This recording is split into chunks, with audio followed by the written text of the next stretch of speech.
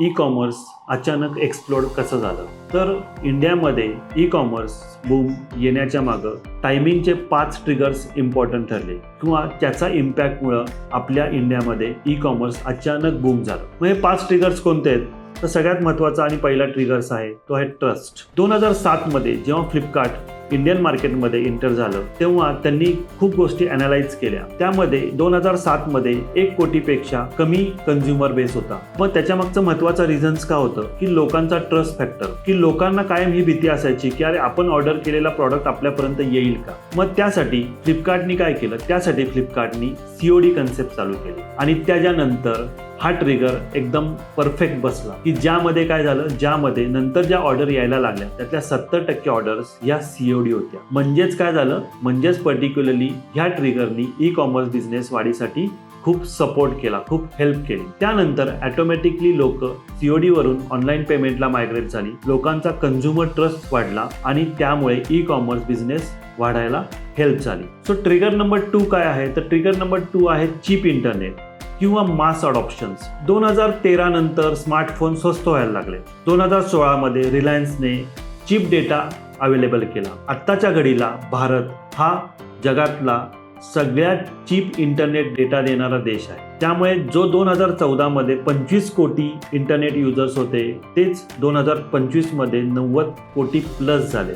So ही जी concept काय झाली तर ह्यामुळे इंटरनेट एक्सप्लोजन यूज झालं. त्यामुळे त्याचा फायदा ई कॉमर्स इंडस्ट्रीला झाला.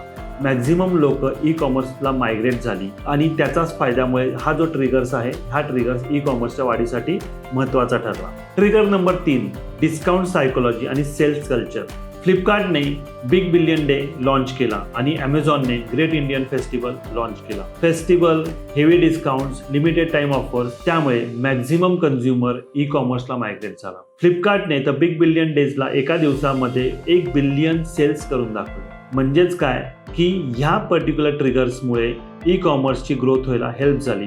Offer plus urgency.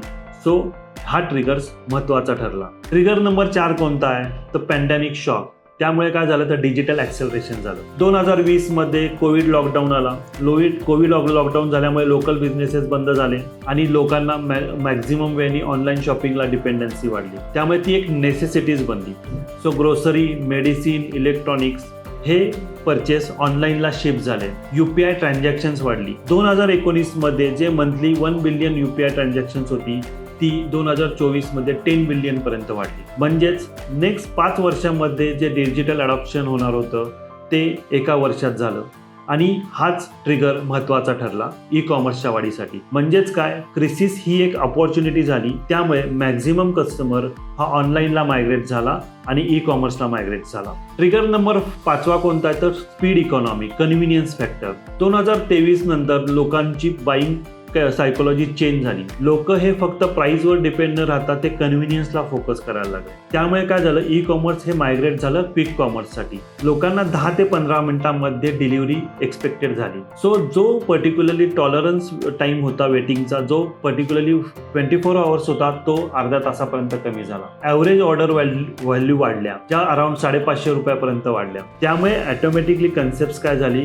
की 70% लोकांचा कल हा ई कॉमर्स बरोबरच क्विक कॉमर्सला पण मायग्रेट झाला. लोकांचा फोकस आता फक्त स्पीड किंवा प्राइसवर न राहता पर्टिक्युलरली कन्व्हिनियन्स फॅक्टरला मायग्रेट झाला. सो ट्रिगर नंबर 5 कुठला आहे? तर speed and convenience. Finally e commerce business का वाढला इंडियामध्ये? तर त्यासाठी 5 ट्रिगर्स महत्त्वाचे ठरले. तर कोणकोणते? ट्रस्ट, इंटरनेट, डिस्काउंट्स, पॅन्डेमिक आणि स्पीड अँड कन्व्हिनियन्स. सो बिझनेसमध्ये फक्त आयडिया इम्पॉर्टंट नसते तर त्यामध्ये परफेक्ट टायमिंग सुद्धा इम्पॉर्टंट असतं. सो या प्रकारे इंडियन मार्केटमध्ये ई कॉमर्सला बूम मिळाली ती फक्त या 5 ट्रिगर्समुळे.